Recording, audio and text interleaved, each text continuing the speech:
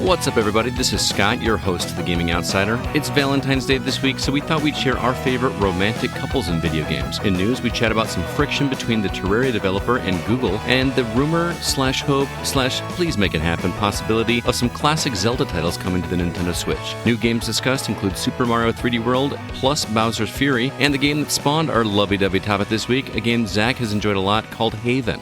This is The Gaming Outsider. Greetings, programs, and welcome to episode 333 of The Gaming Outsider, a video game podcast with a focus on our incredible community. It's Monday, February 15th. I'm your host, Scott Clark, and joining me are my friends.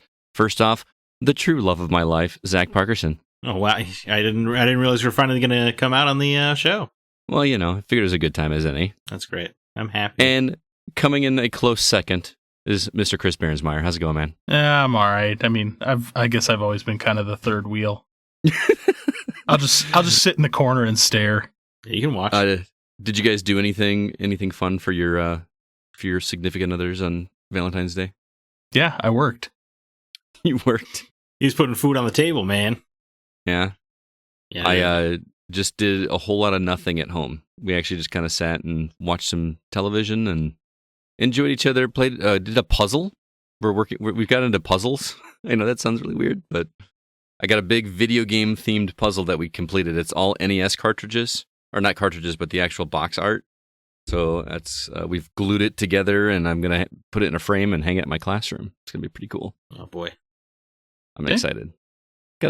It's fun. I recommend doing a puzzle. I never understood why people glued puzzles. Well, because I want to hang it, and if you don't glue it, it falls apart inside the frame. Okay. Let me reiterate. I never understood why people want to frame puzzles. Oh, because it's cheaper than buying the actual art, and it's something fun to do. And okay, I don't know. It's fun. Zack, any games you've been catching up on this week? Nothing, man. Nothing. I mean, I've been playing a game we'll talk about later, and then I'm talking about a game I can't talk about. So okay. That about sums. I think that about sums it up. All right. I'm seconds away from buying the Mega Man Zero collection on Switch, though. Oh, I still haven't played that. I've never played any of the Zero games. Those are my favorite ones. Craving it. Are they like traditional Mega Man platformer type games, or the first one I recall being quite RPG-ish, but then after that they kind of revert back to old Mega Man. Like by RPG, I just kind of mean it has an overworld. Oh, okay. But it's the stages themselves are still classic Mega Man. Okay. I may look for that one to come on sale one of these times, because I love me some Mega Man. That's why and I feel bad I've never played it. It's on sale right now. On Switch? Yeah. I think it's 20 instead of 30, but still on sale. Yeah, I'm saying I'll wait for like a $5 or $7 sale. Some of those Switch sales are freaking stupid. It's just like, here's a $50 game for $2. Yep. That's how I felt with my pricing error on Captain Toad or whatever, which I played for exactly 10 minutes. And you're so excited about that pricing error you've been talking about for a month. I know. CB, I'm looking at your list here of games you've been catching up on, and I got very, very excited when I saw Pinball FX3 on there. Did you actually play some pinball this week? I played quite a bit. Really? I've found a table that I'm absolutely loving and playing a lot of. Which one is that? Alien Isolation. Oh, yeah, of course. Wait, they did a table for the game? Yeah. Oh, that's cool. Yeah. There's something like 82 tables on Pinball FX2 now. Or Pinball FX3, rather. I really got to play that game. Man, there's some good ones. Because I've been playing it as well. Just not to jump the gun here, but me and my buddy Mike, who is one of the original podcast hosts of my first podcast, the Official Thread podcast, if you remember. That was like 8, 9, 10 years ago, something like that. Anyway, he is a big pinball guy like I am, and he and I will beat each other's score and then send each other a text with a picture that we beat each other's score. And he beat my Jurassic Park table score this week, so I need to go back and defend that title. That is a really great table, by the way.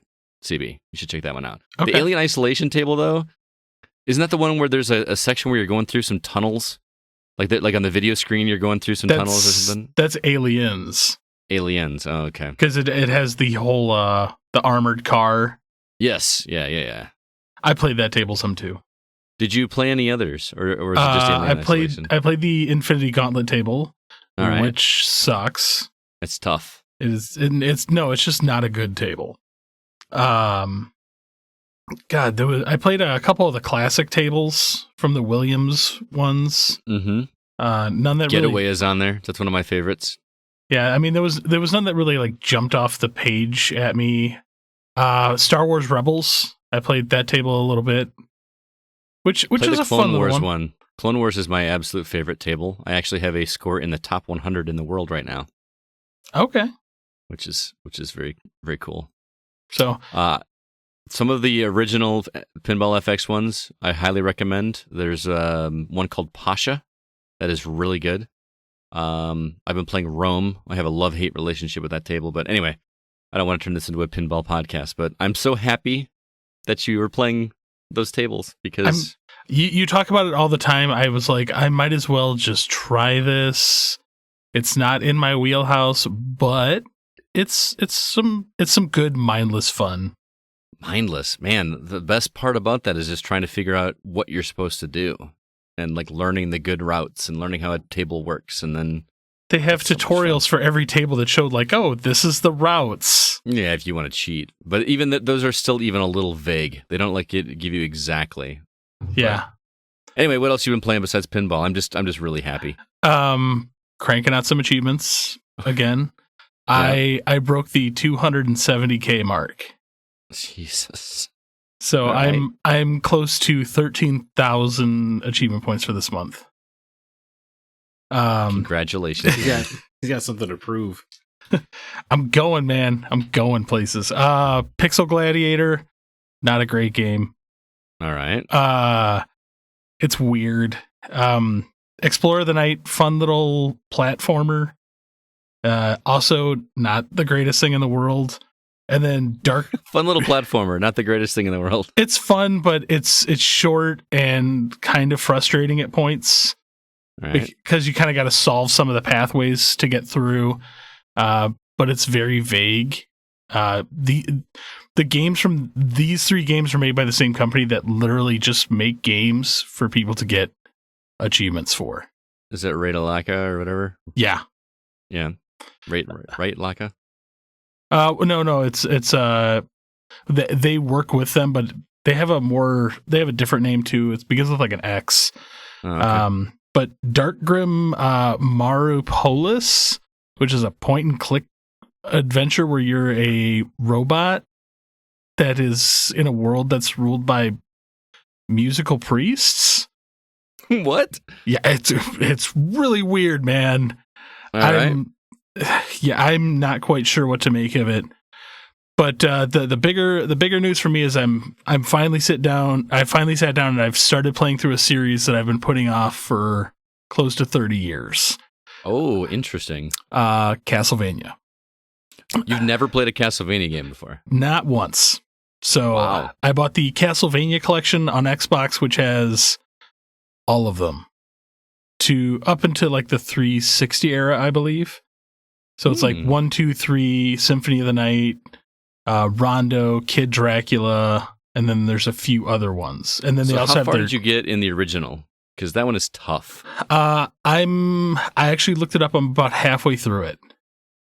I cannot get past the boss in stage 3 to save my life. Okay, I haven't got to that one yet. The first boss, I was so frustrated until I figured I'm like, oh, I have a secondary weapon. And so I was just trying to use the whip. And then I'm like, oh, this axe thing. And I'm like, boop, boop, boop, boop, boop, and just took him right down. I'm like, okay, that wasn't that bad. Well, yeah, that's the staple of the Castlevania. You always have that secondary weapon that usually you press up and attack or something to either fling the axe or fling my favorite was always the knife. Well, there's the knife, the axe, and then the shuriken. Potion. Oh, shuriken, and then there's a potion, which I never understood. That was worthless. Although it's more powerful, but it's not. I will be impressed if you can get through Castlevania 2 without a guide.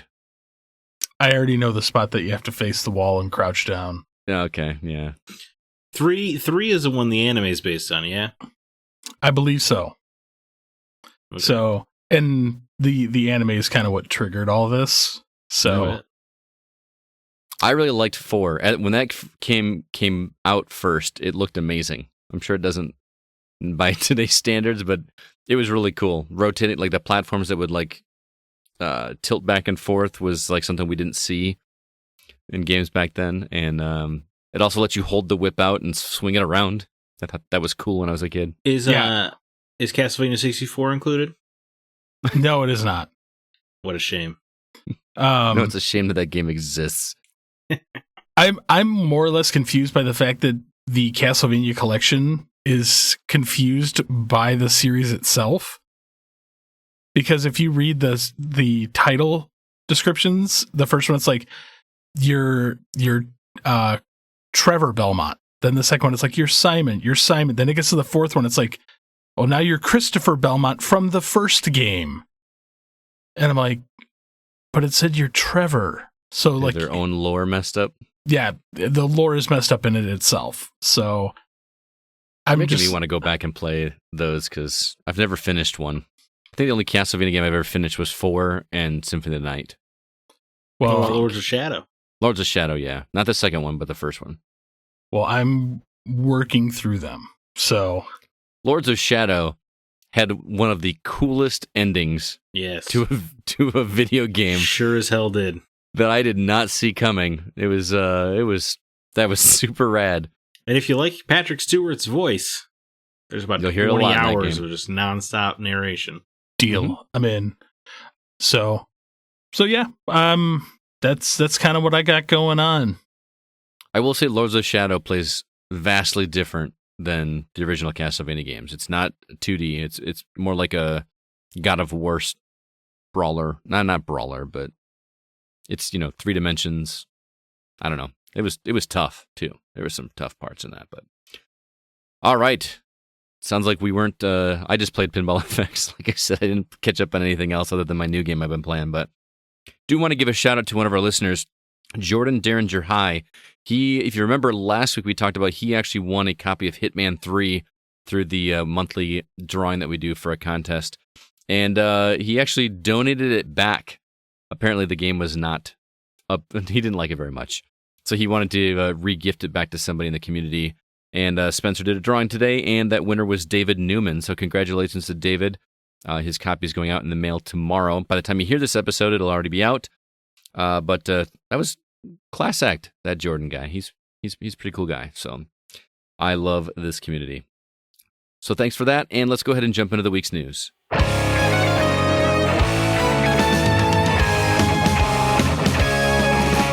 All right, Nintendo has started to trademark several Zelda titles ahead of the 35th anniversary of the original game. Terraria will not be coming to Stadia. There's a class action lawsuit against Sony regarding PS5 controller drift, and it looks like 6 Days in Fallujah is officially being re-released. Where would you guys like to start this week in news? I want to dive right into 6 Days in Fallujah. Okay, you may have to give some people some background on this one because it hasn't been talked about in quite a while. Right, 6 Days in Fallujah was a game that tells the real story of the Battle of Fallujah, and it was originally going to come out in 2009, and the game was, the developer said the game was about 90% done, when Konami canceled the game at the last second because they were worried about controversy of telling a real story with first-hand soldier accounts in a war that was still ongoing. Mm-hmm. They were, Fox News got a hold of it, and I guess that was enough controversy for Konami to just back down completely. So they canceled it. The developer ended up going out of business because of that. And now here we are, 12 years later? Yeah, 12 years. And sadly, the war is still the modern war. Mm-hmm. But the original guy who founded the first developer found some money to rebuild 6 Days in Fallujah. All the soldiers are still involved that were originally involved. I think, in fact, some of them are face scanned in, which is kind of crazy. To think about that you'll be playing as people who were actually there is insane. It's also what happened at Fallujah for people that aren't familiar. It was the biggest engagement in the Iraq War. It was, I think, oh man, I don't want to get the numbers wrong, but it had the highest American casualty count during the war. I believe America killed over 1,500 insurgents during the conflict of just one battle, and there's like estimated to be over 150 to 200 civilian casualties as well. Wow. So not a clean battle, not something America is proud of, and they're going to tell it in a video game format. And originally it was supposed to be a third-person tactics game, and now it is a first-person game. So it feels like it's going to be even a little bit more in Why your is it an face. issue with it being a game? Because there's all kinds of movies based on real things that happened in war. Like, is it just because you said it was still ongoing? Or I don't know, because you have the Hurt Locker and stuff like that, right? Which is Right. Iraq War.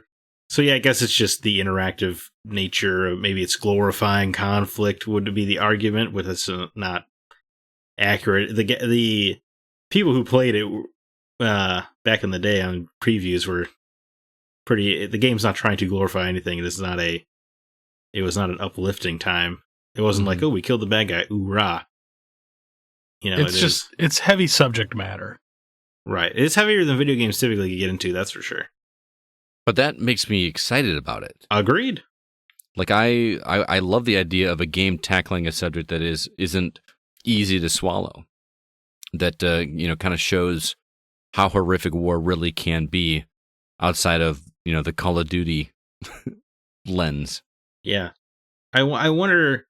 I feel like switching to first-person shooter is going to make it more of an uphill battle to show how, quote, serious you are about the subject matter. But, I mean, the fact that the people who were there are the ones who are telling the story, you would think it would bring a lot of weight to it. It sounds fascinating. I agree. Like, legit. And to be clear, I don't want to play it because I want to be in that situation. I don't want to, be that boots in the ground. I want to kill the... It's not like that. It's not like I want to live out that fantasy or anything like that. I like it when games tackle tough subjects, and for that, I'm on board. I want to play it. So is it just the one guy that's back, or? I'm not totally clear on the developer return rate, but I mean, I know it's a new studio, obviously. Let's see. There's 100 Americans killed, which is quite unusual for us in the Iraq War. Interesting. I'm gonna definitely keep my finger on the pulse for that game. Any clue when it's coming out? Oh man, I don't remember seeing a date. No, I don't think there was any date in the announcement. Especially with them revamping the game for first person, I have a feeling it's going to be a little ways off. So it's more or less in the early stages of reproduction. Yeah. Gotcha. CB, what about you? Anything stand out for you? Oh, there is one. Oh boy, what's he feisty about this week? The more death of Stadia. Oh, that's funny because to me that was such a non-story. For me it is simply because of the background in it. So for those who didn't read, I actually posted the link to this on our Facebook page.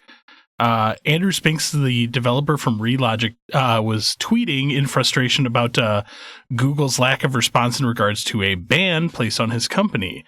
They essentially locked him out of everything. We're talking YouTube, we're talking Gmail, his Google Drive, Google Docs, Google everything.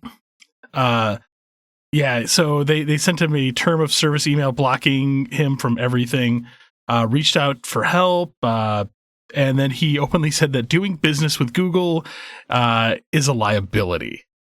Well, what's awesome about that comment is the past few weeks has seen more and more developers just openly talking about how awful it was to try to work with Google on Stadia. Yeah. So this brings something to the forefront for me because Terraria is a game that's like on everything. Mm-hmm. Everything. Like even mobile. And the fact that they're like, nope, we're done. We're canceling. We're not dealing with Google. I granted this isn't like the world's biggest game, but it's definitely sending a message. The fact that, I mean, it's kind of brutal, man. I agree with you, but I feel like a lot of this is wishful thinking on your part. You just want Google Stadia to die so badly. I want it to die now on purpose. because I really hate when companies try to bully developers and game makers around to kind of conform to what they want on their terms. Well, from reading the article, it sounds like it wasn't even their email that they got said, this is probably a mistake, just this thing kinds of happen. It's just automated systems in place when they see something, which is funny because they said that nothing had even been on their YouTube channel in months. And they suddenly out of nowhere got a terms of service, notice. But, if that happens to a business and you can't run your business because they lock you out of that stuff, that's a problem. Yeah. And apparently the only response that he got was like bots that are saying, have you tried restarting your computer? Have you tried changing your password? Have you tried, it's apparently very, very difficult to get a hold of anybody at Google, which, I mean, how many customers do you think Google has? A few. Everyone? Like, seriously, like everyone that's on a computer has used Google at some point. Well, I mean, the only reason like this frustrates me is, I love Nintendo. I was not a fan of Nintendo's business practices in the NES and SNES era. Mm-hmm. And the fact that similar business practices are still being done today to developers bothers me a lot. How is this a bullying thing, though? But there's been other developers just coming out and saying that it's very hard to deal with Google because everything is on their terms and their terms only. Right, but I don't look at that as a bullying tactic. I look at that as there's not enough people to manage every customer, which is a problem. I fully admit that's a problem. But this doesn't feel to me like Google is coming down on developers and making it difficult for them intentionally. Also, but that when you lock every single thing out and you're a developer for them, well, yeah. I mean, if it's automated. It feels a little intentional to me. You think so? Yeah, I definitely think so. To what purpose? For why? I mean, they're sick of hearing from this guy or something like that. I mean, both routes that either was an automated thing and they're just ignoring him or they kept hearing from him and then blocked him out are both so implausible and childish and weird for a tech company. It doesn't make any sense. So for me, it's more likely that it's personal. And here's the thing I have to say about it. So when this article came out, you remember last week I had an issue with my achievement score on my Xbox. Mm-hmm. I called Microsoft, was able to get a hold of them fairly easily. Mm-hmm. I actually read this article. I called Google to find out how hard it is to get a hold of them. It's not hard. It's not hard. It's really easy. Within 3 minutes of calling them, I had a live person on the phone. So it sounds like there's something that we are not hearing. There's a part of the story that we may not be hearing. Yeah. So, but I've been shadow banned on YouTube because of my younger son posting things that he shouldn't have. Oh. So basically just spam commenting people, be like, you suck, like 100 times. Got my personal YouTube account shadow banned. Oh, that's who's been commenting on my videos. But here's the thing, though. Just my YouTube account got shadow banned for 2 days. The fact that every single Google account this guy had got banned, that's why I agree with Zack. I'm like, this seems a little more like something else is going on here. I guess we'll have to wait and see. It's going to be one of those stories. There's so many stories like this where we don't know all the details. We don't know the facts. Where's Jason Schreier when you need him? Yeah, right. But it'll be interesting to see if anything comes. Yeah, there'll be another book, right? Yeah. Telling this story down the line. Well, it should come. By the way, last thing I'm going to say is anybody really upset that Terraria's not coming to Google Stadia? I mean, I don't have a Google Stadia. None of us have a Google Stadia. But if we did, is it a problem that Terraria's not on that platform? Like you mentioned earlier, you can get it literally anywhere else. No, it's just, like I said, it's just surprising that one of the games that's on literally every single platform won't be on that one. Right. Anyway, I know that Zack hates it when I talk about rumors, but I couldn't not talk about this story because I more or less because I want it to be true. There are facts in this though, so it's not just rumor. But Nintendo has started to trademark several Zelda titles, like games like Phantom Hourglass, Wind Waker, Skyward Sword, and Ocarina of Time. Which it's not that out of the ordinary, but it is very close to a big milestone in the history of Zelda. And there are many of us fans that are hoping that this means that some of those games could be coming to the Switch in like a 35th anniversary collection, which makes sense, right? Because if that happened, it would sell. Right? Is there any doubt that would sell? And and of course, because it is Nintendo, they can do the bare minimum port work like they did with the Mario collection, and everyone will still scoop it up. Yep. I'm more or less curious on why do they need to trademark these? They already have them. Well, they do expire after a while. Trademarks only last for so long, but the idea that all 4 of these would have expired at the same time doesn't make any sense. That's the weird part, is you renewed them all at once. Mm-hmm. Yeah, that's why I'm kind of like, why? You already have the trademark for these. Why do you need to trademark them again? Like that's the more confusing thing. Maybe that's why, man. I'm just trying to get my hopes up. The Legend of Zelda 3D All-Stars is definitely a dream project I want. Yeah. And then tell us how it comes in limited release digitally. Right, of course, but then no one will care because Nintendo faces no ramifications in this market. Mm-hmm. I'm actually kind of confused though on why there's a certain title missing from this. Minish Cap. Well, I think it's that's what he's worried about. I think these are just what you're seeing now. Because I was like, where's Majora? Well, yeah, that's obvious. That's the one everyone's clamoring for. That's true. Because they can release Majora's Mask standalone, and people would buy it. That's why. Throw it out there. I'd pay $40 for Majora's Mask on Switch. True, dude. Just the idea. I mean, I've got Ocarina of Time like on 3DS, 3D. I could go back and play it, but the Switch is so handy. Correct. And Phantom Hourglass is severely underrated. That game is great. I want to play Twilight Princess without having to whip out a GameCube. Right? The one that's interesting to me is Skyward Sword, which admittedly I've never finished. Did not get very far at all. I don't know how they're going to do that if it does come to Switch, because the original game required you to use the Wiimote. Well, so those with the proper Switch won't have a problem. Oh yeah, if you've got you could just attach them. Yeah, just take my Joy-Cons off and if not, they're going to make you like swipe the screen with your thumb in order to swing your sword. Probably. That would be awful. Oh, that's interesting. Yeah, because I guess they could do it if they just said you could not play it in handheld mode as a dock game only. But then if you have someone like me that has a Switch Lite, then what? Right, but then you just don't get the. I mean, that's just an unfortunate situation with the technology. Yeah, but there's no way that they're going to release a game that will not also play on the Lite. I think they would for Skyward Sword, because that game, almost every puzzle has something to do with the one-to-one motion control. Right. So you cannot do it without it. Can you not pair a Joy-Con with a Lite? I don't know.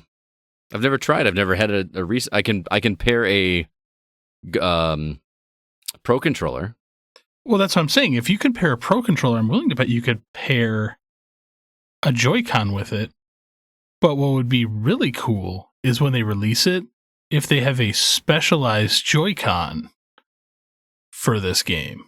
Oh, that comes packed in with it? Like a small Master Sword.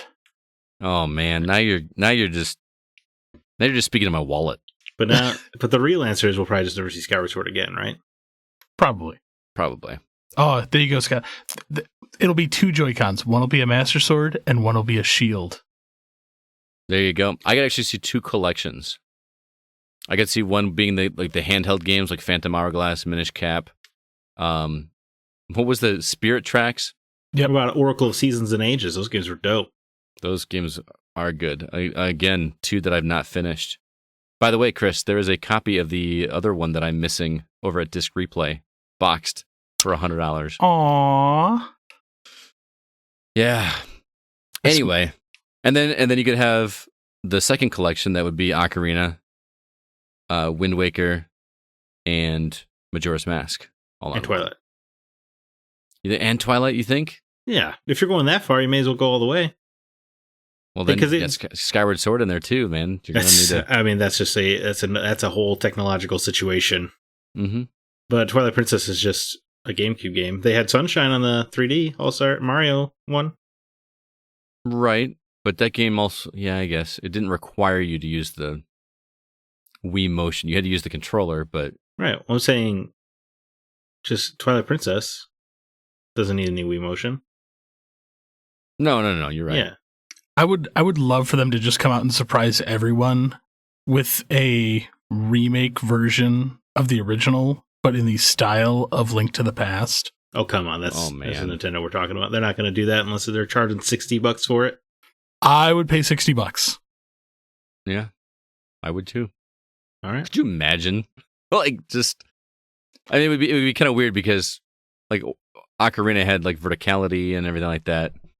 You basically be making a 3D game that's just being played as a 2D game. It's 3D Dot Game Heroes.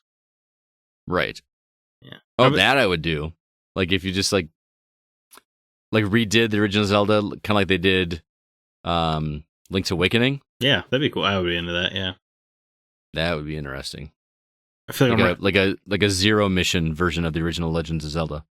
Oh, man. Get those Metroid games. Get those games on the Switch.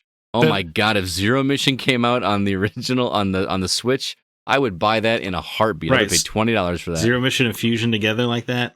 Oh, Fusion was so good too. I believe Metroid came out the year after Legend of Zelda, so there's your next 35 year. Yeah, well, I'm sure we'll see that as soon as we see Metroid Prime 4. That's probably what they're waiting on. Probably. You know, it's been over 1,100 days since we've heard about Bayonetta 3. Wait, what? 1,100 days? Isn't that insane? I forgot about Bayonetta 3, to be honest with you. Exactly. There's a play 2, so there's a Twitter account that keeps track of how long it's been since we've heard about Bayonetta 3. It's been over 1,100 days. Isn't that insane? That is kind of insane. What are they doing? Was it for sure in development? Yeah, there was a part of Nintendo's E3 thing. Or maybe it was a Game Awards announcement. But either way, it was announced as a Switch exclusive. Interesting. Weird. Well, moving on. Before we get to the games we've actually been playing, we just want to remind everybody that we are an independently funded podcast, which means that we must pay for our podcast hosting services, website, all that on our own, which is why we have a Patreon page where fans can contribute monthly to help offset those costs, which include production, and as well as give back to the community. As I mentioned, we gave away a copy of Hitman 3. Twice. Yeah, we gave it away twice, and we do that every month. We basically pick up a game to review, and then we turn around and give it away to you guys with a random drawing. So if you'd like to help us out, you can do so over at patreon.com/thegocast. CB, we got extra bonus episodes available for some people at certain tiers. What is available for people to listen to right now, and what is upcoming? Well, just because I like talking about it every week, because it's one of my favorite shows of all time. Captain and the Game Master, still out there. I know our episode of Star Tropics is getting closer to completion.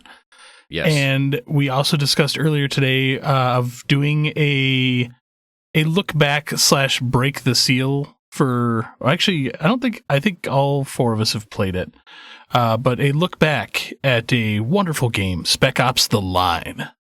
Which, by the way, is on sale right now on Xbox Live for $4.99. I posted this in our socials today. If you haven't played that game, go spend the $5 and play that game. It is worth every penny.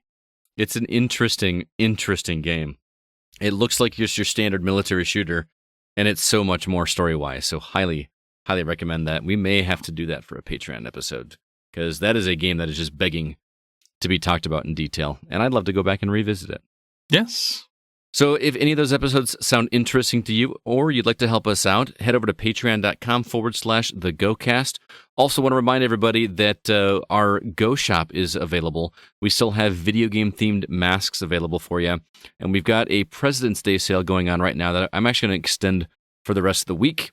So if you'd like to get 50% off masks, simply go to the Go Shop and use the promo code PresDay21 to get 50% off all mask purchases. with that, let's go ahead and jump into the games we've actually been playing.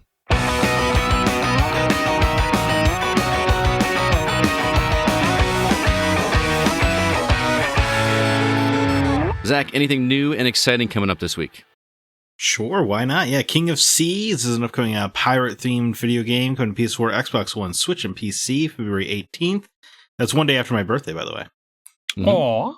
Anodyne 2 is a weird, ethereal 3D platformer where you're like going in people's dreamscapes, and your character can transform into a car. It looks really weird. Looks like a PS1 game.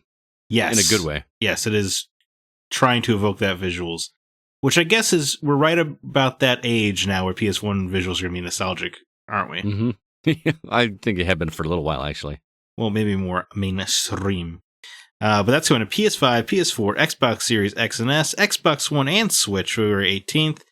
Cathedral, which coming to Switch, very kind of Castlevania-looking thing.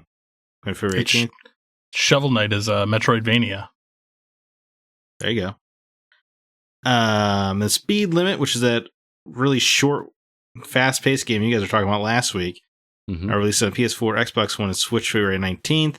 And then, of course, the most important game on the list, Thomas Was Alone, gets ported to yet another friggin' console as it comes to Nintendo Switch February 19th. I'm sure I will buy it like a sucker. Yeah, me too. Thomas Was Alone is such a great game. It is phenomenal. It's such a simple-looking game, but it will make you have feelings for quadrilaterals. Yes, which was really it will. His sales pitch. Yeah, I wonder if Mike Bithell will ever top that game.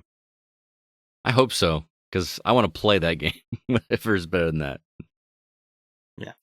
Yeah, I mean, is that what you're going to pick up this week, Scott? Thomas Was Alone? If I pick anything up, yeah, I got quite a backlog. So yeah, I feel like this is the quietest it's been for the longest amount of time in a good chunk of time in video game land. Yeah.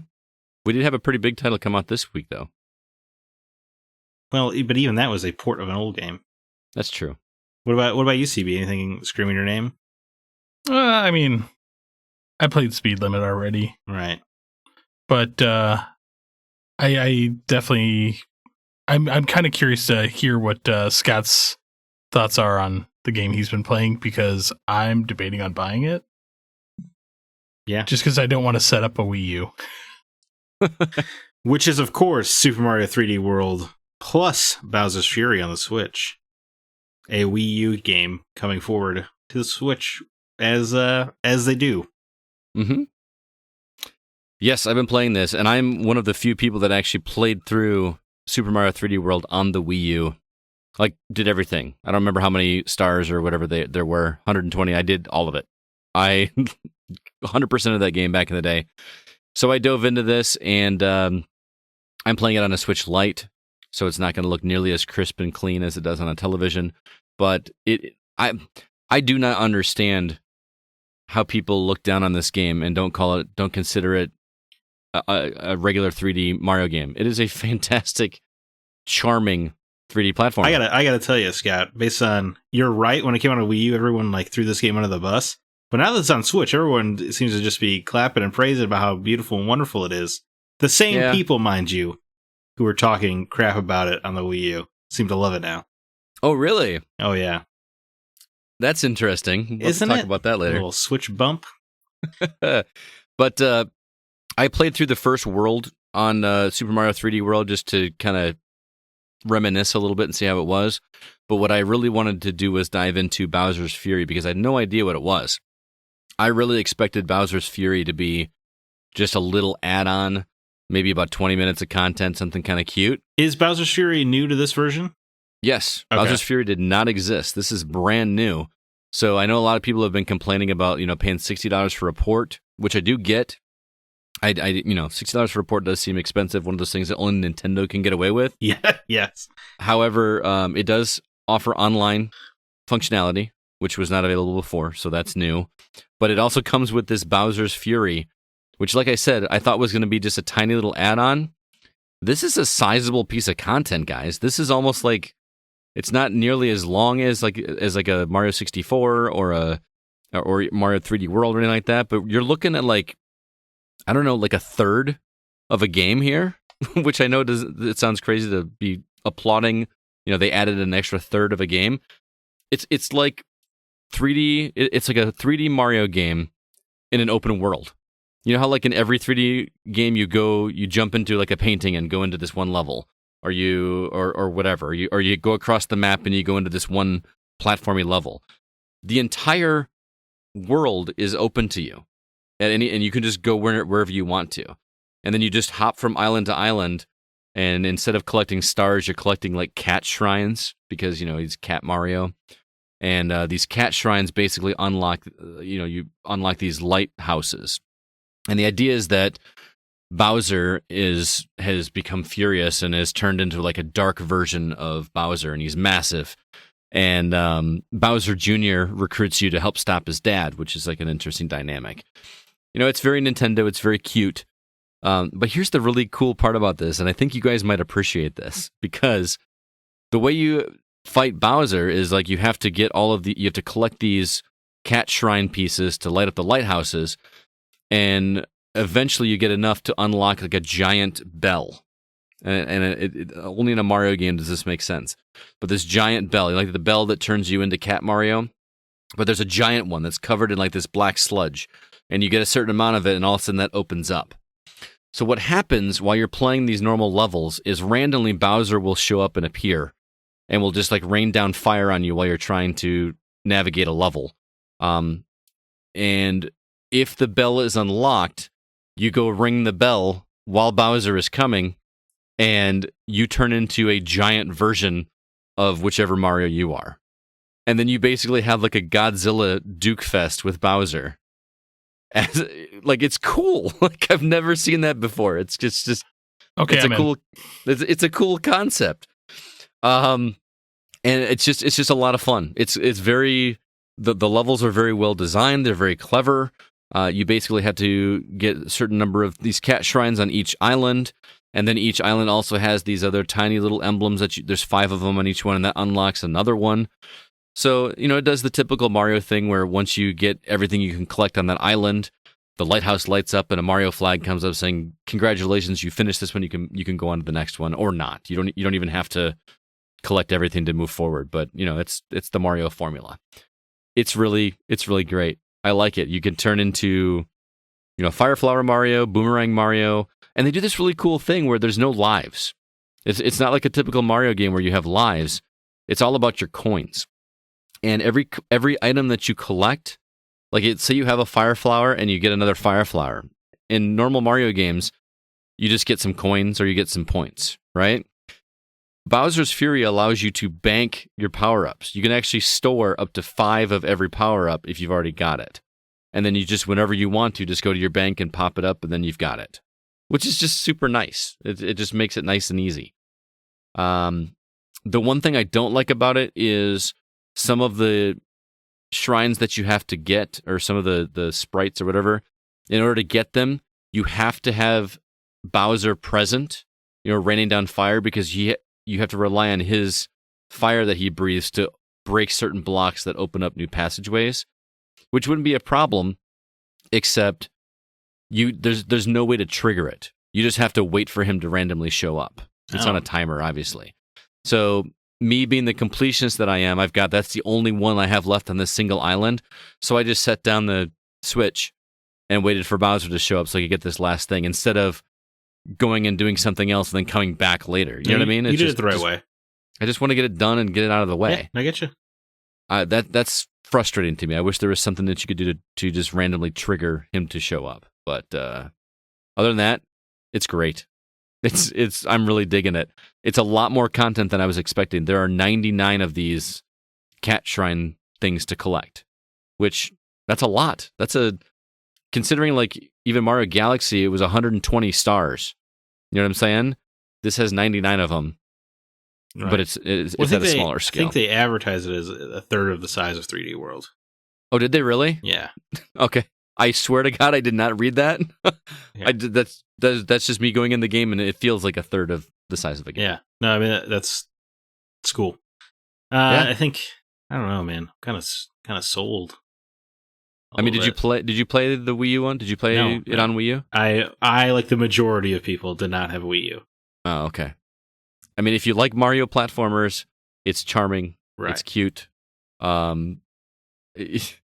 Mario is first off, it looks ridiculous. Don't get me wrong, but you just climb up walls as a cat. So like, you want to access some new place, just climb up the wall. I love it. Yeah, that's cool. It's really, really cool. So anyway, Super Mario 3D World plus Bowser's Fury. I know the price tag seems steep. I had a gift card I got from Christmas that I finally spent, so it made it a little bit manageable for me. But yeah, the original game, which is going to be a brand new game for a lot of people. Yeah, that's a good way to look at it. You know, plus the online functionality and Bowser's Fury, which is a lot better than I was expecting. I didn't buy this with the intent of, I wasn't looking forward to Bowser's Fury. I honestly thought it was just going to be something throwaway that they tacked on to try to make it seem valuable. There's a meaty game there. I was quite impressed. Good for them. Yeah. But Zach, you have been playing a game that I've been waiting for over a week to talk to you about this game. The game is called Haven. And I've watched this trailer a couple times now, and I just do not understand how this game works mechanically.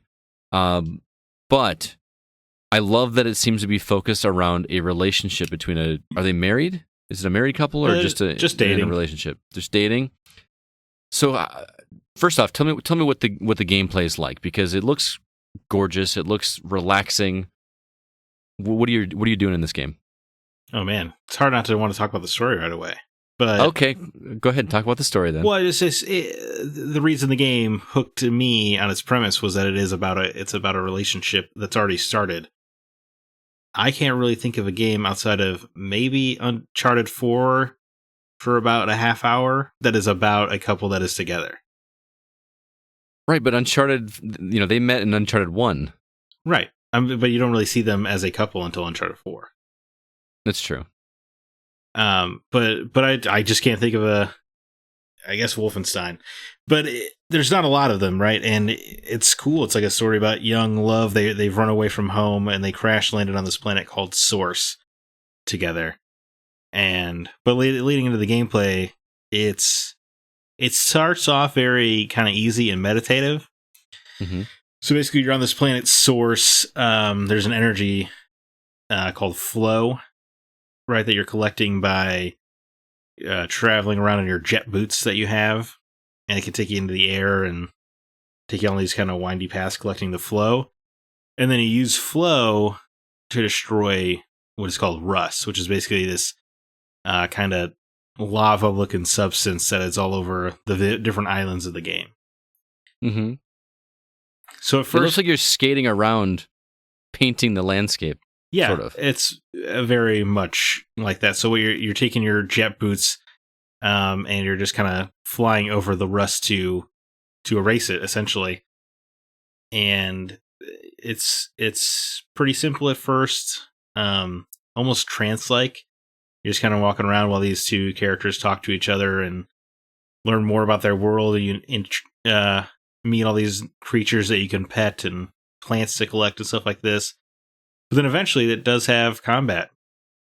And it's straight up turn-based combat, which you don't see a lot of. But you're controlling both characters at the same time. And it's kind of fast-paced, tough. Again, the combat starts off really easy. But I'm near the end of the game and it gets hard as hell. Okay. So you basically... your goal is to... There's two different attacks. There's a projectile and a melee. And different enemies are weak to different tiles of attack.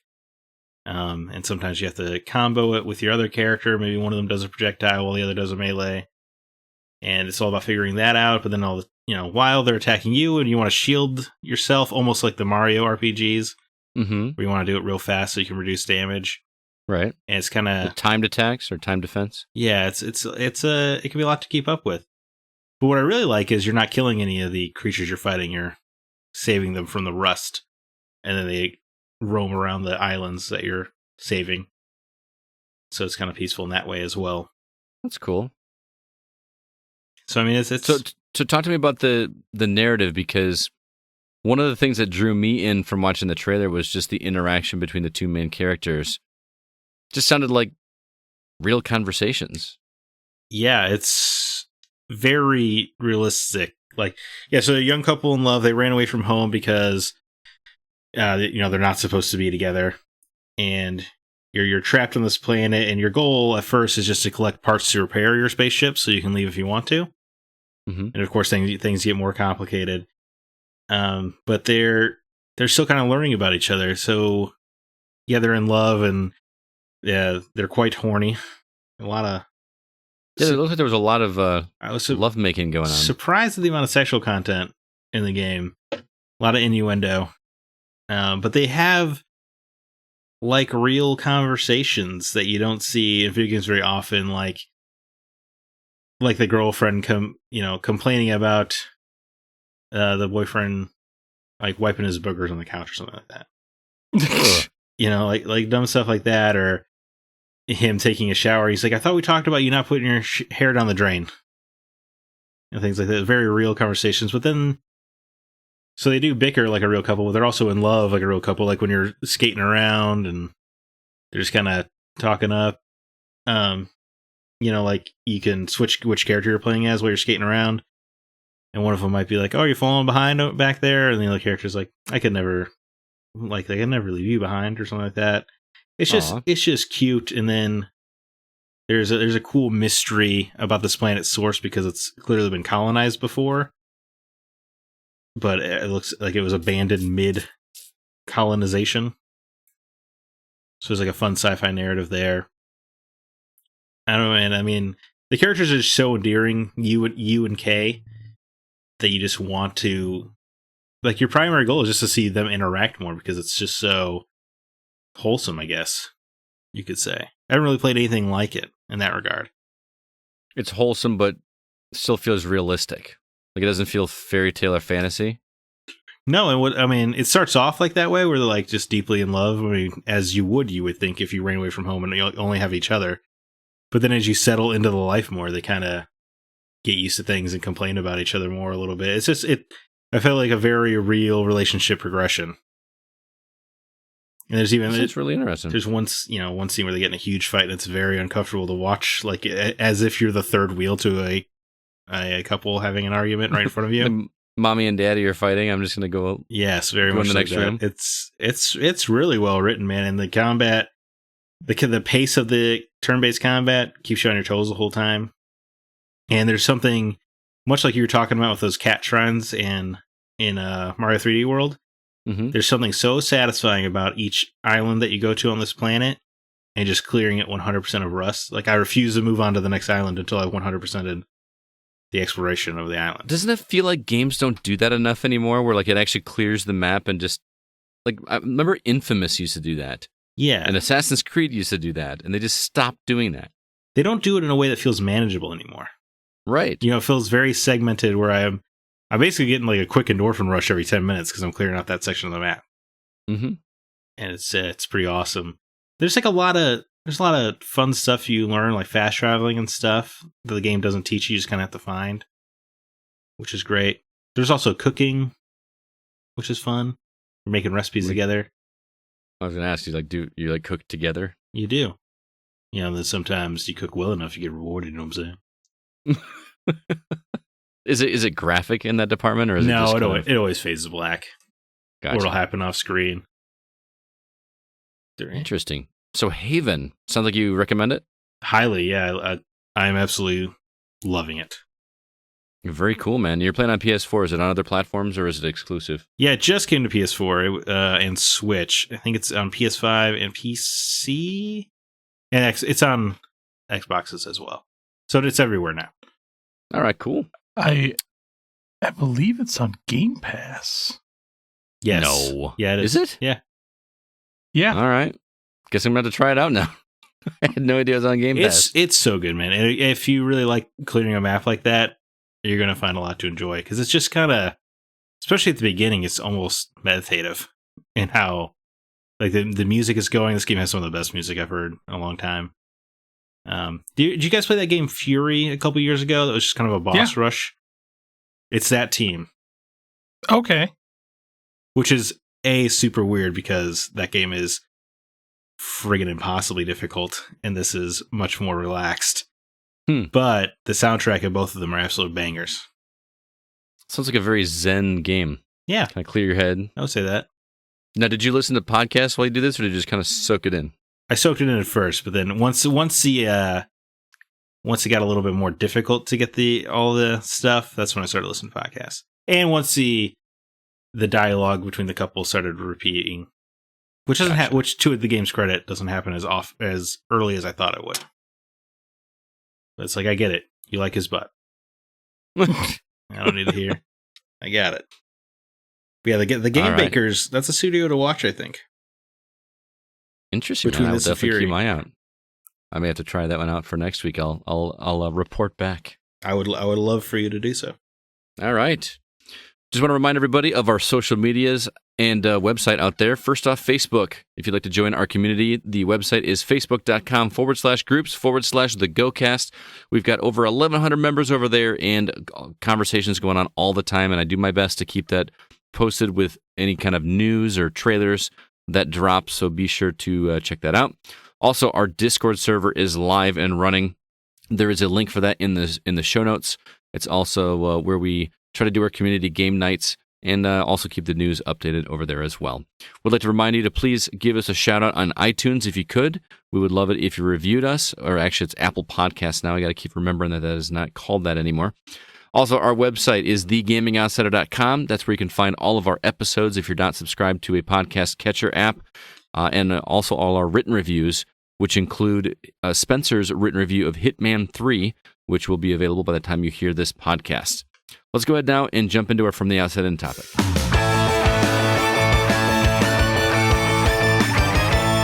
As of the day of this recording, it's the day after Valentine's Day, and since Zack played a game with a couple in love, we thought it was a good time to revisit love stories in video games. It doesn't happen often, but every once in a while we come across a game that provides us with a story that has a theme of love, and we wanted to talk about which couple stood out to us as most memorable.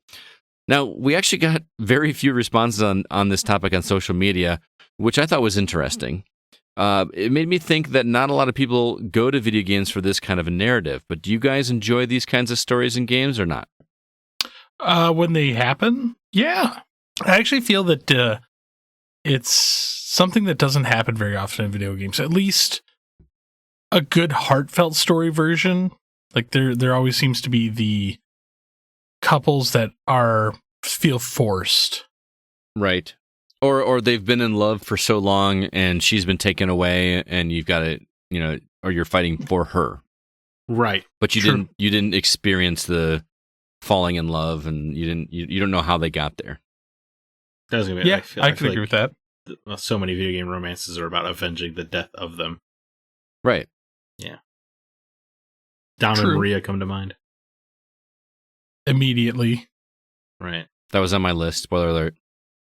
Oh yeah? I've got a couple that may surprise you, so. Well, and I'll go ahead and say it. Part of the reason that was on there was because even though we didn't see that lead up, it was still one of the most emotional moments in a video game I'd ever seen. Yeah, I mean they stuck the landing and they made you think about those two long after. You felt the love Dom had for Maria, especially because they spaced it out between two games. Mm-hmm. So you really kind of felt the way you felt about her. Yeah. What about you, Zach? I assume you being the narrative guy that you are. Oh yeah, I love a good love story. I don't think my interest in the Final Fantasy games would be nearly as high if romance wasn't at the center of almost all of them. Mm-hmm. Even BioWare games, I love romance options, though they feel a little different because they're not. You don't know which one is canon. Right. I was doing some research to try to come up with think of other video game couples, and one of them said Commander Shepard and everybody. Right. Like. Yeah. So I could kind of see that the Commander Shepard one because I immediately thought of the newer Assassin's Creed games and everybody. Yeah. Oh right. Yes. Yeah. I remember my Assassin's Creed Odyssey lady was banging everybody in town. Cassandra. Yes. Thank you. She's getting work. So yeah, everybody. I love a good romance story. I especially like it, like kind of an action, like an adventure kind of story, like an Uncharted or, or Tomb Raider, I guess even, but like a little romantic subplot never hurt anybody. Yeah, I feel the same way. Although I will say, when I was a teenager, the reason I'm not going to say which game it is because I want to save it for when we actually talk about it. You know what? I'm going to go ahead and say it. When I was a kid, the reason that I wanted to play Final Fantasy VIII was because I wanted to see the love story between Squall and Rinoa. Yeah. That was such a huge selling point for me in that trailer. And you got to remember, and I think I've said this before in the past, but watching trailers was a lot more work back in the 90s than it is now. We didn't have YouTube that you could just go Google it up. You had to go find it, download it, and wait overnight to be able to watch this trailer. God, I remember that.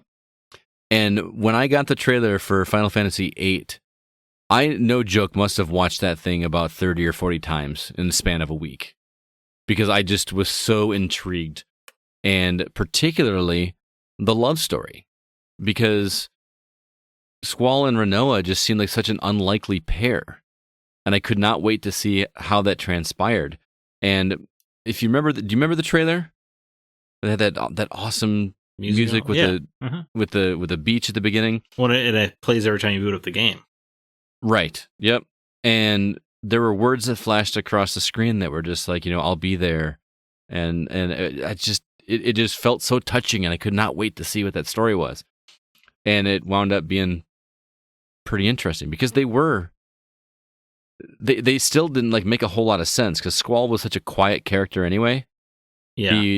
He didn't talk much. He was kind of brooding.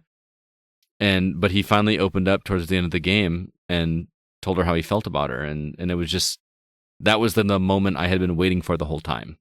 So yeah, I'm getting ahead of myself here by saying that one, but that's my number one pick. I mean, they're great and they kind of help each other grow. Right. In ways that aren't even super apparent. Like Rinoa, I think, gets injured, or Squall gets injured at the end of disc 1, right? And Rinoa visits him in the hospital every day. And like after that, Squall actually starts having conversations with human beings. Like just that act of kindness helped him grow a little bit, which is awesome. Mm-hmm. And that was also, I mean, I know I was a kid, in the 90s when that happened, but that was some of my first experience of actual character development in a game. I mean, granted, we had played, Final Fantasy VII before, so we had seen some of that, but this is one where I felt like I played it because I wanted to, not because it was the big hot game that everybody had played. You know what I mean? Like Final Fantasy VIII felt like a game that I chose, and I was growing with those characters, and I miss that. Makes me want to read more. Yeah, man. I picked up reading. It's dope. Yeah. Past year and a half or so, I rediscovered reading. So let's go ahead. I know I gave mine away, but Zach, this was your topic as it were anyway. So What were some of the ones that stood out for you? I was just quickly, I reminded of a beautiful quote from a cinematic masterpiece. Like any story, let me assure you that like any story worth telling, this is all about a girl. Spider-Man, 2002. Mm-hmm. What an awesome quote. So yeah, I like love stories quite a bit. I like swooning over a couple getting together. Mm-hmm. But Sean Coates writes in with BJ Blazkowicz and Anya from the Wolfenstein series, particularly in the New Order. I agree with something Zack, that's me, once said on how it's one of the most realistic romances portrayed in video games. Made possible, of course, by the game's great writing and believable performances by Brian Bloom and Alicia Bachlida. Yeah, I mean, I've said it before on this show, that couple, particularly in the first game, feels very much like two human beings very realistically falling in love. Mm-hmm. And it's crazy that it's in the same game where robot Nazis round people up for execution. and ancient Jewish magical temples exist to give you sacred armor from the past. But also... The game is so ridiculous, but so good. But also here's true love. It's insane. I just remember the beginning of that like relationship when he's in the wheelchair. Well, that's the second game, right? Oh, no, there's a wheelchair. Oh no, you're right. section. Yeah. Yes, yeah. It's been a while. Sorry, mixing them up. And she's like taking care of him, and just almost the whole Nightingale effect. Mm-hmm. A little bit, but then that train sequence where they finally consummate their relationship is pretty beautiful. Yeah. And then you kind of find out she's just as broken as he is through those diaries she reads you, entries. Man, that's good stuff. See, all that's burned in my brain is that final shot at the end of the second game of her topless. Yes, well, not because of that reason, just because she is pregnant, topless, covered in blood, wielding 2 machine guns. Yes. Yeah. Pretty much. Now that might be a spoiler, listeners, but I assure you, you've just heard that, and now you're more intrigued to play than you were before. Yeah, and that's not the most ridiculous thing that happens in that game. Not even. I was just going to say that. Game is so ridiculously over the top. Love it to death. Oh, that game goes some places. Like, holy cow. Dude, it does not hold back. But then also, La Lamerwaffle writes in, obviously we have some Final Fantasy romances, Garnet and Zidane, Renault and Squall, and Tidus and Yuna. But I'd also like to nominate Farah and the Prince from Prince of Persia, Sands of Time, and Wander Amano from Shadow of the Colossus. That boy goes through the ringer for her. True. What I like about Shadow of the Colossus is you're not really sure. It could be one-sided for all we know. Mm-hmm. It could just be an obsessive weirdo. Yeah. But Farah and the Prince is a really good one. That is a slow burn throughout the game because they don't really like each other at the top because, you know, he did conquer her kingdom and take her hostage and all that. But that is a beautiful relationship. But Zidane and Garnet are my top pick for this category, I think. That's Final Fantasy IX, right? Yes, it is. It's very much a classic fairy tale princess and the pauper story romance, you know, of the thief who falls for the princess and stuff. It's just cute and adorable, and you know he's hitting on her from moment one, but she's not having it at first. Very much like a Han and Leia situation. Yeah, I'm gonna have to go back and play that game at some point. They're pretty great. I also need to play Final Fantasy X. Same, man. That game seems to have aged well in people's minds. Yeah. Isn't that the one with the meme of him laughing? Yes. Right. But that scene in context works very well, actually.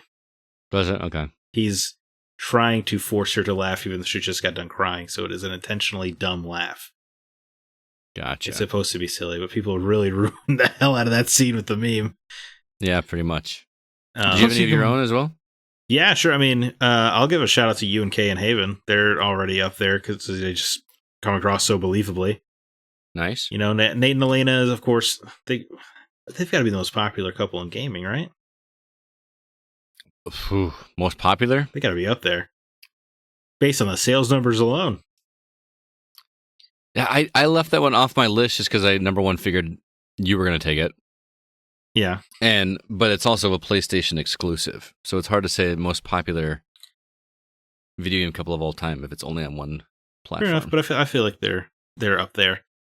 But other ones, Max Payne and Mona Sachs is a nice tragic love story. And Max Payne 2, it doesn't end too well. Nier and Kaine, I like a lot, but a lot of it is just kind of implied until the very end. So I feel I guess that's another tragedy. Man, maybe I like tragedies. Yeah, I think so. Is it Romeo and Juliet, the video game, coming up, or you never know? But yeah, I like Revan and Basil and KOTOR.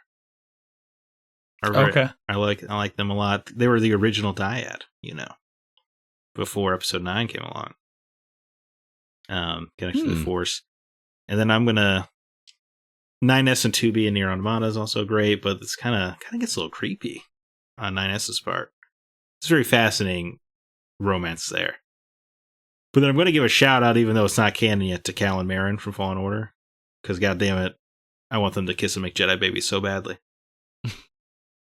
They share a lot of tender scenes, you know.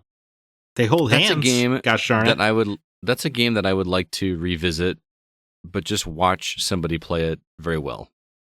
Yeah. Like, I like the story so much in that game, but I'm terrible at that kind of combat. I actually had to drop that down to easy just to get through it because I was that bad at it. But the story was so good. Yeah, I'd very intrigued to see Callum Aaron's continuing relationship in the sequel. I am as well. I collect fan art of Callum Aaron. I'm just going to out myself right now. Nice.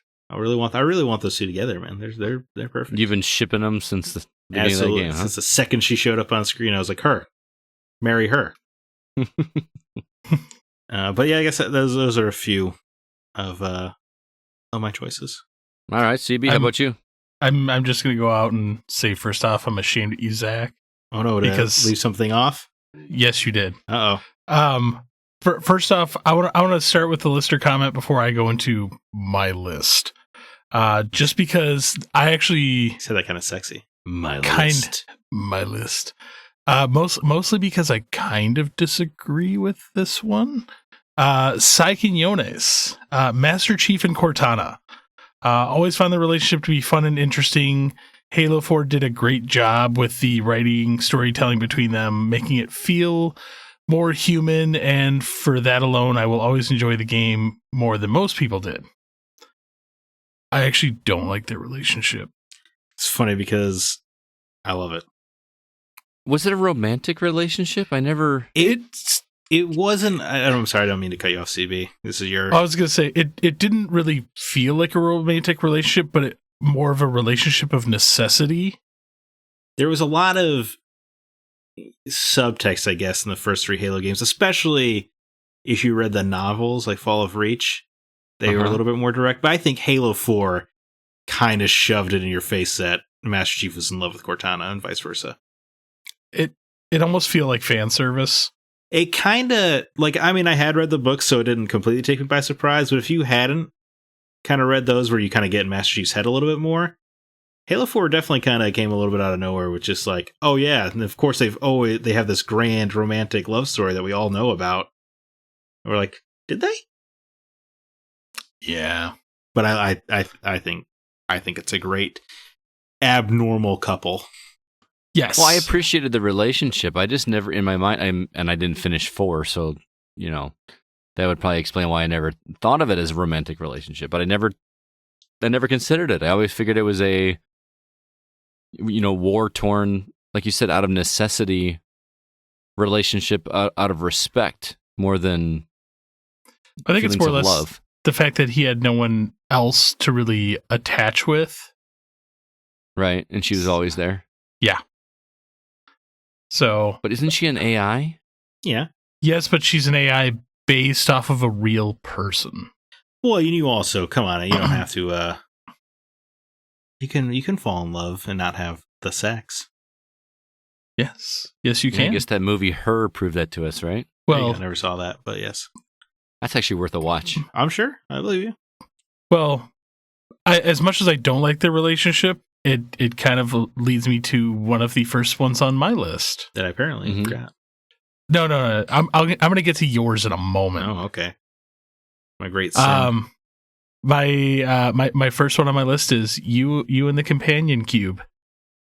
Sure.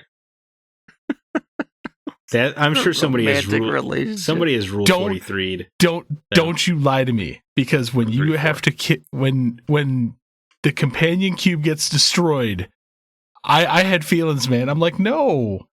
Like, I was actually a little heartbroken because you love your companion cube, man. It's got hearts. No, I'm with you. There was definitely feelings of remorse of losing this thing that's been like my buddy throughout this whole thing. But to me, it was just a buddy. It wasn't a romance. But again, not all relationships have to be sexual relationships. I didn't say sexual. Well, but you're talking about your buddy, your companion. You loved having something with you. So for me, like the companion cube, I will always talk about that. I have a plush companion cube, man. I love that thing. Of course, he's in love with it. I am. It's my companion cube. It doesn't feed me lies. So there's that one. Let's get into one that Zach missed. Peter Parker, Mary Jane. Well, that's doesn't. I mean, that's a comp. But I get what you're saying. Yes, the game definitely took it in a different. It was a very strained relationship. So seeing that kind of reconciled in a way, I enjoyed I'll give that. you it's perhaps the best version of their relationship. Yes, in any medium. But yeah, it didn't come to mind just because. To me, I'm like, well, they're not strictly. They didn't originate in video games, but I guess they are different enough that you make a good point. Yeah. So I was just kind of surprised, especially with how things develop into Miles Morales that I've been finding so far. Yeah. So I really enjoy that. Maria and Dom is definitely on my list. But Chloe and Amber. Oh, Life is Strange. I mean, that was a phenomenal relationship and phenomenal writing. Yeah, I did enjoy it. Was that was before the storm, right? Yes. Okay. Because that's what leads in. Well, that's the telling of why she's so upset in the very first game. right? So That was a good game. I did like that. yeah, I loved that relationship. I thought it was very well written.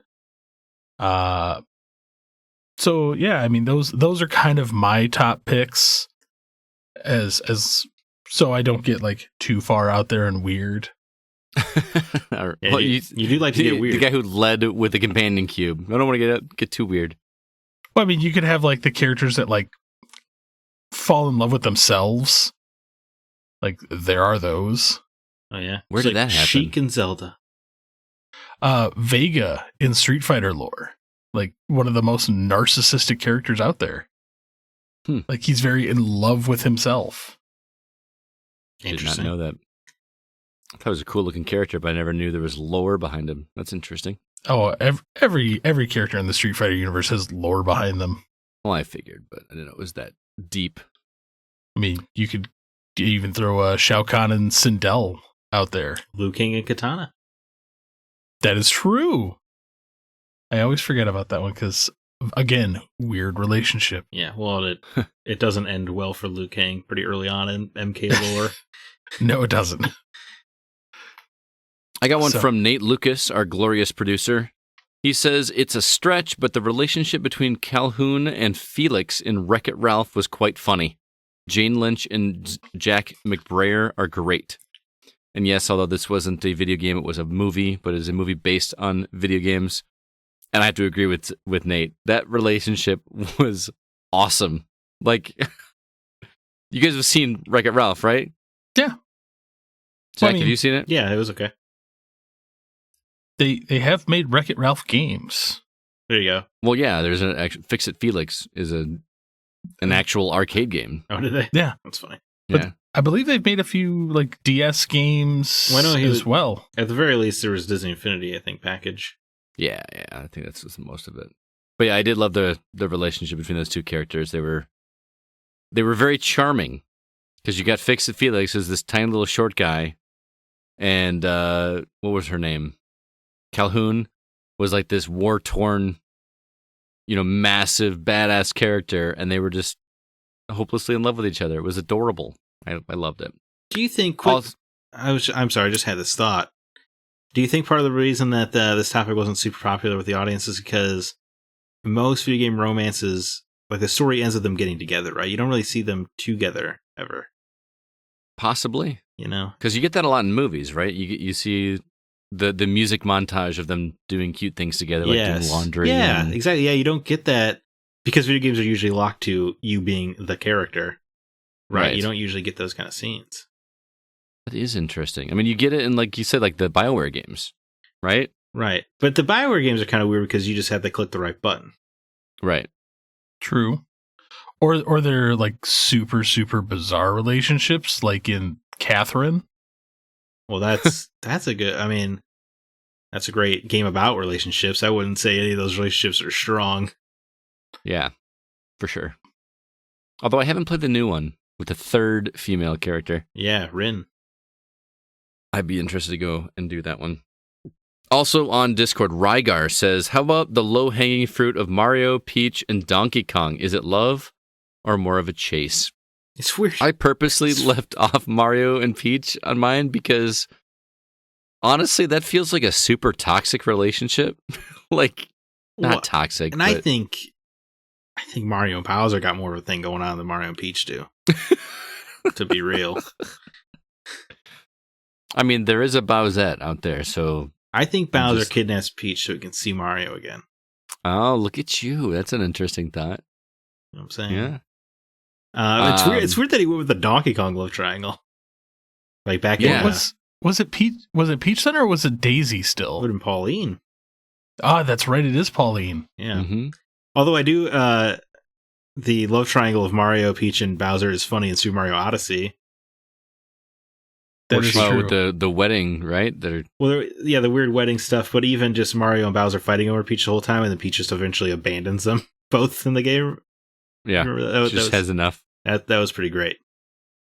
I need to go back and replay that game. What a great game that was. That was a phenomenal product. It was. I only played through it once. Should go back and try to get... Man, there's a whole bunch of... That's a meaty game. Yes, it is. Most certainly is. As for me, I had a weird one that I assumed neither of you guys were going to do. I don't know if you guys have even played the Monkey Island games, but Guybrush Threepwood and Elaine Marley, I always thought were a cute couple back when I played those point-and-click adventure games back in the day. Oh. Did you play them? I played the first one when it came out on 360. I liked it a lot. It's the exact same game. Yeah. If you like that one, man, you should try the others. The other, LeChuck's Revenge is on Xbox 360 as well. Okay. Yeah, you know what? Those would be great games to go back and play, I think. Maybe do a Patreon episode on those. That would be fun. Invite our friend Thomas Becks out of Ireland. He would be really angry with me if I did not invite him to come talk about a point-and-click adventure. His icon on every social media platform is Guybrush Threepwood. It would be incorrect not to invite him. Yeah. That would be, and it would be fun to go back and revisit those games. Like you said, they actually translated well to 360 because point-and-click adventures, you don't need twitch reflexes really much at all. And those games are hilarious. But anyway, coming back to the romance aspect of it, there's one moment that's super cheesy where Elaine and Guybrush are on a dock and they see each other for the first time and they slowly walk towards each other and calling each other cute names like Plunder Bunny and Sugar Boots. And it was, as a kid, I thought it was hilarious. So that was on my list. What else did I have? Noctis and Luna. Yes. Final Fantasy comes up a lot. It was an arranged marriage, right? And they were barely together in the game until the very end, right? We hardly ever saw them together. You saw them together a little bit in Kingsglaive. Or in flashbacks when they were kids. Right, when they were kids, but you never actually saw them like in love or together, but you believed it. Yes. Like I don't know. There was just something about that relationship that felt very real to me. Especially I like that one. When they do meet up. Mm-hmm. The ending is so good. Yeah, or even when they meet in like the midway point. Mm-hmm. It's that's a beautiful story that I have to dance around the spoilers of. Yes, for sure. Also, another Final Fantasy one that I had to mention was Locke and Celeste. Although you could argue that, and you probably haven't got this far yet, Zach, have you? On Final Fantasy VI? No, not yet. I don't know if you would actually consider it a technical romantic relationship. It felt like Locke was like after her, but he was just trying to be protective of her because of what happened in his past with his I don't want to. Can I spoil a 30-year-old game at this point? His wife, right? Yeah, like his wife. He felt like he failed her and didn't protect her, so he feels very protective of Celeste. Although it never really blossomed into a full blown. I think it did by the end. I can't remember now, but I just always loved the relationship between those two because Celeste felt awkward at first, but you know they became friends and became close. I just really liked that one. So that's all I had. You guys sure you didn't have any others before we wrap up? I actually have one more. Okay, and it's kind of relevant because a friend of the show, it's her birthday. Oh, okay. Henry and Delilah from Firewatch. Oh yeah, because that is the definition of a relationship developing. That's funny. Yeah, was it love or was it just heavy flirtation? Towards the end of the game, you definitely feel that there is love coming from one side. Yeah, she definitely has the hots for Henry. I felt more that Henry had the hots for her. Really? Yeah, same here. Are there multiple endings? So, I don't think so. I don't know. But, I mean, throughout the course of that game, just the banter back and forth, like, it felt like a genuine relationship. I mean, the fact... such a good game.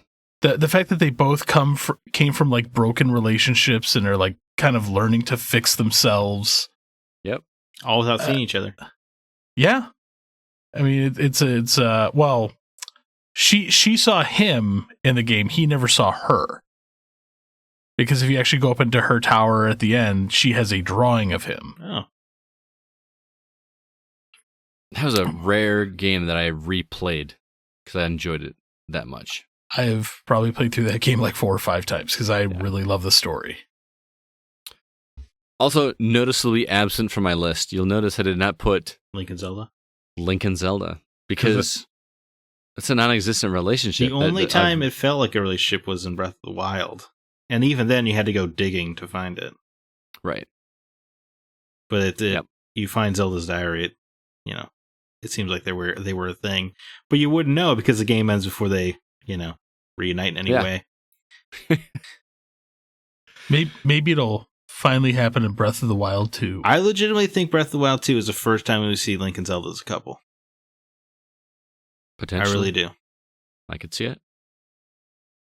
All right, that was our topic on our favorite couples in video games. Hope you all had a happy Valentine's Day with your significant other, if you've got one. That's next week. We are still determining what topic we're going to have, so be sure to stay tuned on the social media outlets for that. Also, our phone number, if you'd like to leave us a voice message in response to our questions, is area code 347-746-2278, or if you want an easy way to remember it, 3477-GO-CAST. But that's going to do it for this episode of The Gaming Outsiders. Zach, any parting words before we get out of here? Yeah, another addition to Star Wars Book Club here. I'm reading the newest High Republic book, Into the Dark, which is the young adult novel of the publishing initiative, and it is friggin' awesome. It's written by Claudia Gray, who wrote Star Wars Lost Stars, which is one of the better Star Wars books that's ever been written. All right. And it's pretty darned good. It is, for it being the young adult one, in the first 50 pages, Padawans drink underage. They mention a pilot being super high on spice, and they have a whole relationship about if Jedis can have sex or not. Wow! And I was quite surprised at that subject matter being covered. But then the real crux of the narrative kind of gets into an abandoned space station and these sentient plant creatures called the Drengir, who are connected to the dark side of the Force. And it's almost like a horror book. It's a little bit like Aliens set in Star Wars. I'm familiar with the Drengir.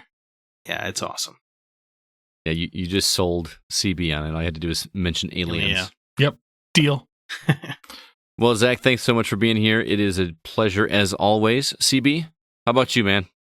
I have a movie to kind of recommend. It's a newer one, Freaky. I just watched that this weekend. That's a great movie. With Vince Vaughn. I was like, wow, it is a fun horror retelling of the Freaky Friday story. Very much in the tradition of Happy Death Day. Yes, I definitely enjoyed it. I like this better than Happy Death Day. Yes. Also, I cannot remember the actress's name. I feel horrible. But when she, has Vince Vaughn's personality inside her, you're scared? She's pretty. She, very good ability to just flip on a dime, that actress. Yes.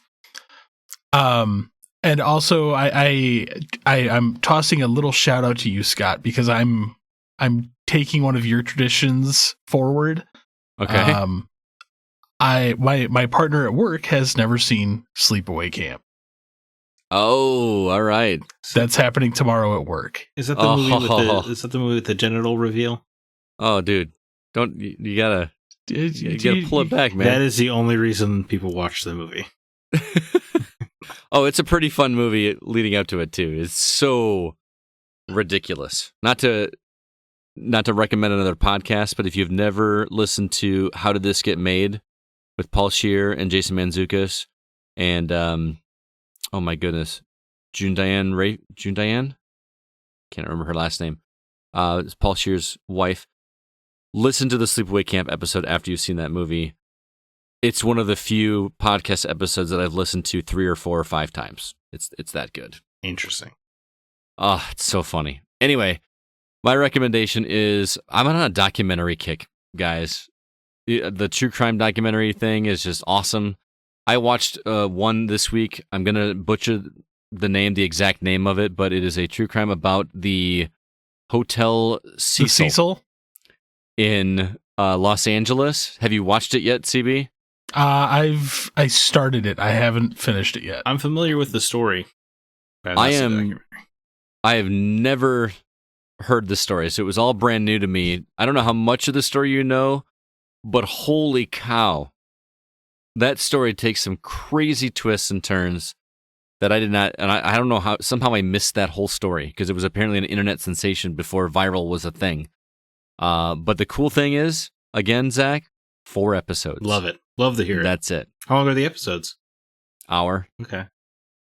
I mean, and they're we watched it all today. It's it's like the same format as Night Stalker. Yeah. Yeah, I didn't it's watch that just either.